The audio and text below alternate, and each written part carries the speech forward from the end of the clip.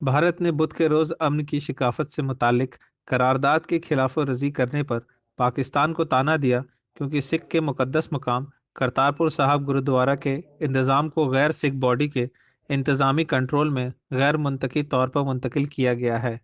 اقوام متحدہ کی جنرل اسمبلی کے 75ویں اجلاس سے خطاب کرتے ہوئے پہلے سیکریٹری آشیش شرما نے کہا، پاکستان نے اس اسمبلی کے ذریعے پچھلے سال منظور کی گئی ثقافت کی امن کی اس سے قبل کی گئی قرارداد کی خلاف ورزی کی ہے۔ رواں سال نومبر میں پاکستان نے یک طرفہ طور پر گرودوارا کرتارپور صاحب کی انتظامیہ اور دیکھ بھال کو اقلیتی سکھ برادری کے زیر انتظام پاکستان سکھ گرودوارا پربندھک کمیٹی PSGPC سے دور کر کے ایویکوی ٹرسٹ پراپرٹی بورڈ کے انتظامی کنٹرول میں منتقل کر دیا تھا۔